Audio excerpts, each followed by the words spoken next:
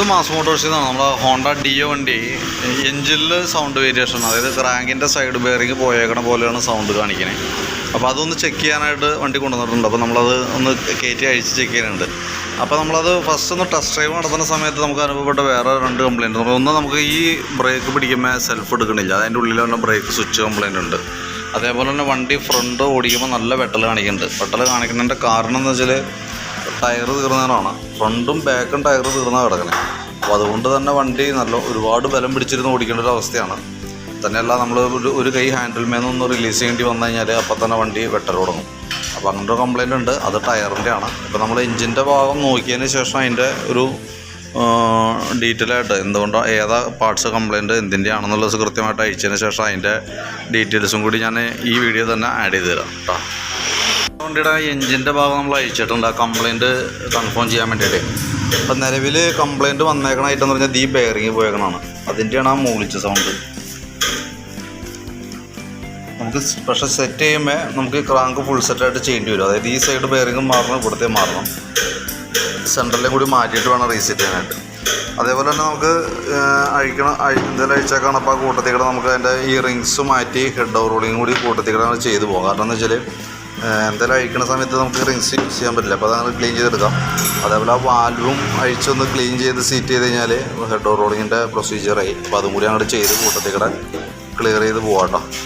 നിലവിൽ അത്ര കേസാണ്. നിലവിൽ ഈ ഒരു ബെയറിങ്ങിനാണ് നമുക്കിപ്പോൾ ഈ അഴിക്കേണ്ട ഒരു സിറ്റുവേഷനിലേക്ക് എത്തിച്ചത്. കാരണം ഞാൻ ബെയറിങ്ങിൻ്റെ കംപ്ലയിൻറ്റ് അതൊരു ബാഡ് ലക്ക് എന്ന് പറയാൻ പറ്റുള്ളൂ.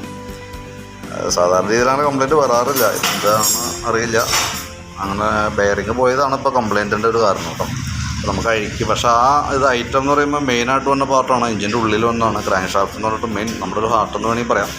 ആ ഒരു കണ്ടീഷൻ വന്ന ഒരു ഐറ്റമാണ്. അതുമെയാണ് ബാക്കിയത്തെ പിസ്റ്റണ് റിങ്സ് കാര്യങ്ങളതൊക്കെ സെറ്റിങ് ബാക്കിത്തെ അതുമായി ബന്ധപ്പെട്ടാണ് എല്ലാ കാര്യങ്ങളും നടക്കുന്നത്. അപ്പോൾ നമ്മളത് ഫുള്ളായിട്ട് അഴിച്ച് മാറ്റണം. നമുക്ക് അഴിച്ച് അത് സെറ്റ് ചെയ്തിട്ട് വേണം റീസെറ്റ് ചെയ്യാനായിട്ട്. അപ്പോൾ ഞാനതിനകത്ത് ഓയിലൊക്കെ നമ്മൾ കഴിഞ്ഞ ദിവസം മാറ്റിയത് കൊണ്ട് കഴിഞ്ഞ ഒരുപാട് നാളായുണ്ടായില്ല ഓയിൽ മാറ്റിയതാണ്. പക്ഷേ അത് നമുക്ക് അഴിച്ചിട്ട് നമുക്കിതൊക്കെ ഫുള്ളായിട്ട് ക്ലീൻ ചെയ്തുള്ള ഫ്രഷ് ആക്കിയിട്ട് നമുക്ക് രണ്ടാമത് പിന്നെ ആ പഴയ ഓയിൽ തന്നെ ഒഴിക്കൽ ചെയ്യേണ്ടിയിരിക്കണം നല്ലത്. അപ്പോൾ ആ ഓയിൽ എന്തെങ്കിലും നമുക്ക് മാറ്റിയിട്ട് പുതിയത് ഫില്ലാക്കാം കേട്ടോ. പിന്നെ നിലവിൽ അതിൻ്റെ എഞ്ചിൻ്റെ പാർട്ടുകളാണ് അഴിച്ചു വെച്ചാണ് ഐറ്റംസ്. വീലും കാര്യങ്ങളൊക്കെ ഒന്ന് ക്ലീൻ ചെയ്ത് കയറ്റാം. ഇതെനിക്കെപ്പോഴും ഞാൻ പറയാം, ഇതിനകത്ത് ഈ ബെൽറ്റ് എപ്പോഴും ഇടയ്ക്ക് അവിടെ വെച്ച് പൊട്ടിയിട്ട് മാറ്റിയേക്കണതാണ്. പക്ഷേ കമ്പനി ഐറ്റം അല്ല കേട്ടോ നമ്മൾ കിടക്കുന്നത്. അത് എനിക്ക് മുമ്പിലത്തെ സർവീസിൽ നമ്മൾ നോക്കിയിട്ട് ഇൻഫോം ചെയ്തിട്ടുണ്ടായിരുന്നത്. എനിക്ക് തോന്നുന്നത് ഇടയ്ക്ക് എപ്പോഴോ വഴിയിൽ എവിടെയെങ്കിലും വെച്ച് പൊട്ടി എന്തെങ്കിലും ചെയ്തിട്ട് അഴിച്ച് മാറ്റിയതാവാം. ഓൾറെഡി നമുക്ക് കമ്പനിയായിട്ടല്ല കിടക്കണേ. ബാക്കിയിട്ടൊന്നും വേറെ പ്രോബ്ലംസ് ഒന്നുമില്ല. പിന്നെ നമ്മളിപ്പോൾ എഞ്ചിൻ ഭാഗം അഴിക്കുമ്പോൾ സ്വാഭാവികമായിട്ട് നമ്മൾ അതിൻ്റെ എയർ ഫിൽറ്ററും കാർബറേറ്റർ കൂടി കൂട്ടത്തിൽ ക്ലീൻ ചെയ്ത് പോകും കേട്ടോ. അപ്പോൾ പിന്നെ അതുമായി ബന്ധപ്പെട്ട് പിന്നെ എഞ്ചിന് വേറൊരു കേസ് വരാനില്ല. അപ്പോൾ അത്രയും കേസാണ് നമുക്ക് ചെയ്യേണ്ടത്. അപ്പോൾ ഞാനൊരു എസ്റ്റിമേറ്റ് പറയാം. ഈ ടയറിൻ്റെ കേസ് ചെയ്യുന്നുണ്ടെങ്കിൽ ഒന്ന് പറയണം. ഞാനത് എസ്റ്റിമേറ്റിൽ അത് ടയർ പെടുത്തണമൊന്നുമില്ല. നിലവിൽ നമുക്ക് എഞ്ചിൻ്റെ കംപ്ലയിൻ്റാണ് നമ്മളതിനകത്ത് വന്നത്. ആ ക്രാങ്കിൻ്റെ സൗണ്ട് വന്ന കാരണം കൊണ്ടാണ് നമുക്ക് അഴിക്കേണ്ടി വന്നത്. അപ്പോൾ അതുമായി ബന്ധപ്പെട്ട കംപ്ലയിൻറ്റിൻ്റെ ഡീറ്റെയിൽസും എസ്റ്റിമേറ്റാണ് അതിനകത്ത് പറയണം കേട്ടോ.